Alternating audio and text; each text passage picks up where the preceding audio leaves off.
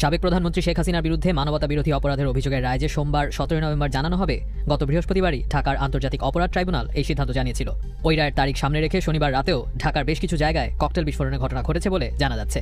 ঢাকার বাইরে কিছু জায়গায় রাস্তায় ও রেল লাইনে গাছ ফেলে অবরোধের চেষ্টা করা হয়েছে।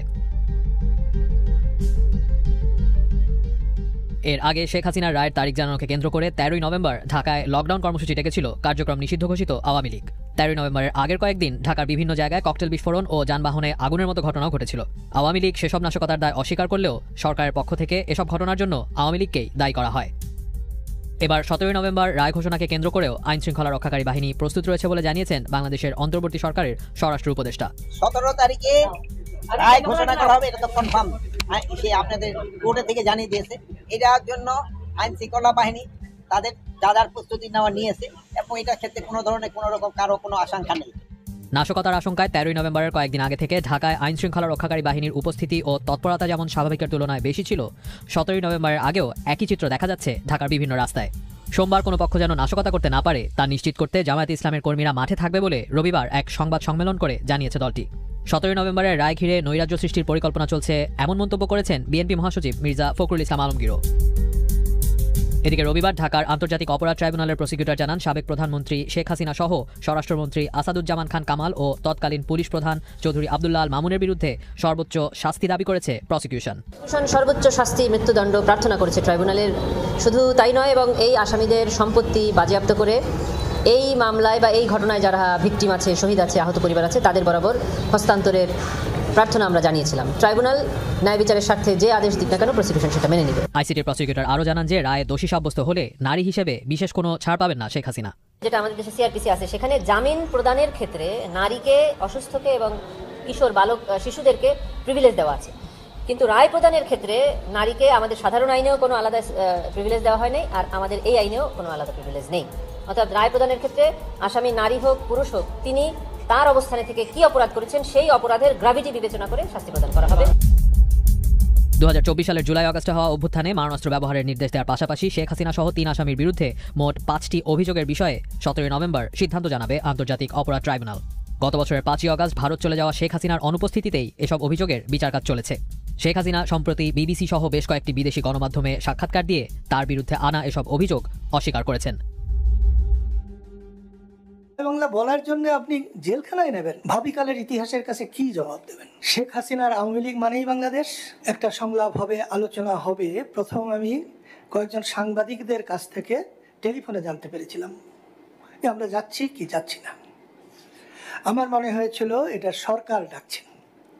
15 মাস হয়েছে সরকার ডাকলে আর যাচ্ছি না।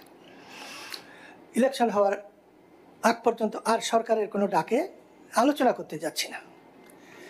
বর্তমান সরকার দেশটাকে একেবারেই বিভক্ত করে ফেলেছে।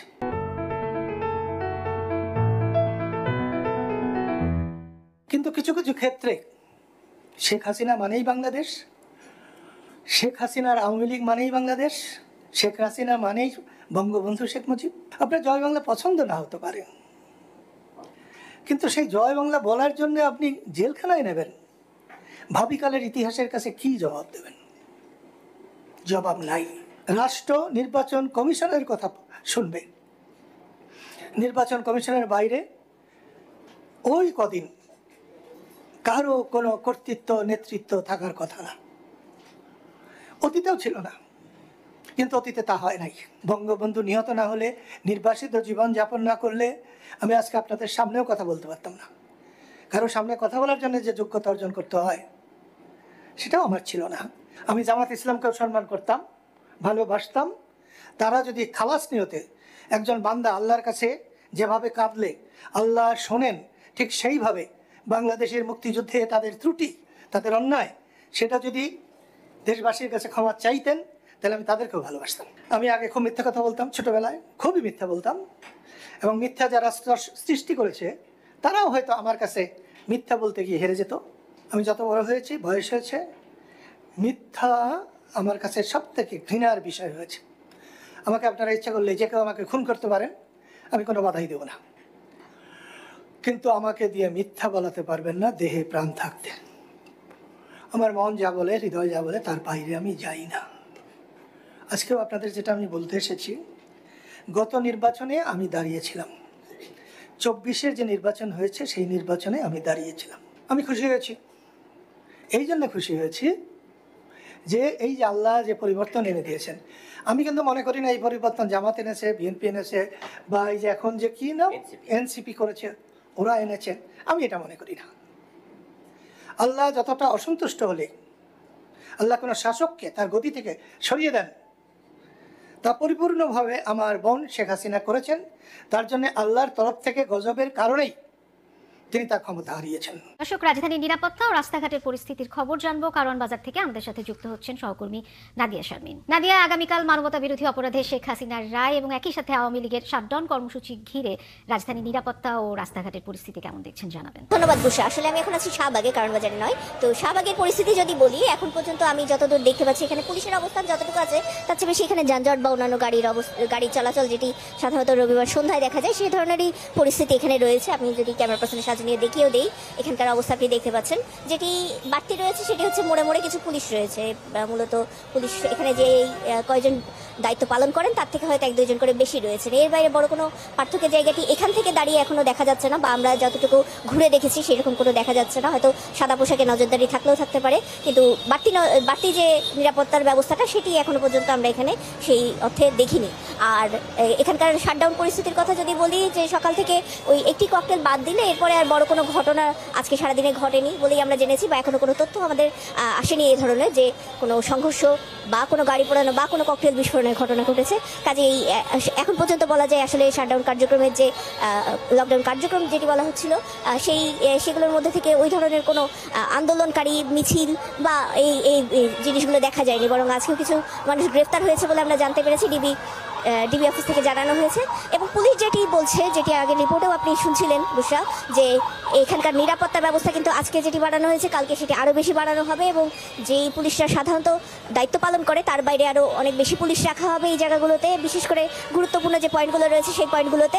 আর মোটামুটিভাবে চেষ্টা করা হবে যে এই অংশগুলোতে যাতে কোনো রকম আইন শৃঙ্খলার বিঘ্ন না ঘটে, জনগণের চলাচল বা অফিস আদালতে গমন বা যে স্বাভাবিক কার্যক্রম রয়েছে সেগুলো যাতে বিঘ্নিত না হয় সেটি পুলিশ চেষ্টা করছে বলে এখন পর্যন্ত আমাদের কাছে জানিয়েছে। এবং সেই চেষ্টা অনুযায়ী বড় কোনো পুলিশ উপস্থিতি না দেখলে আমরা এখন পর্যন্ত দেখছি যে নিরাপত্তার ব্যবস্থাটি রয়ে গেছে।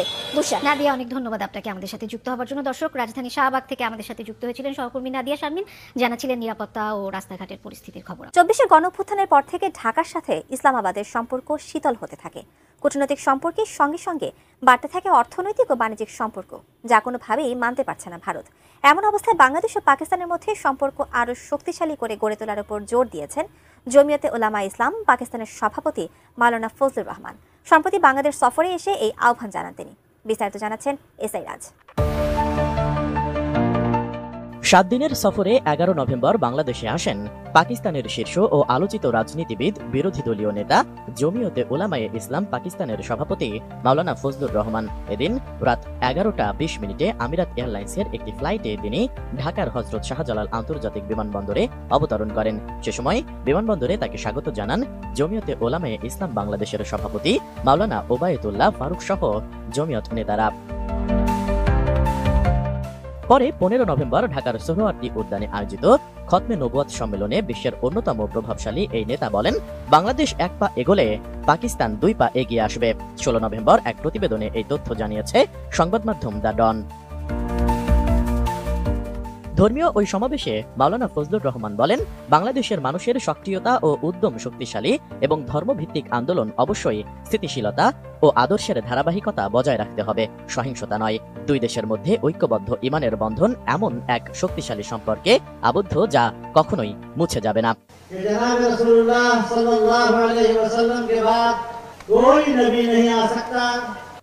RICL TMX যুগের পর যুগ স্থাপনা থাকে মজবুত।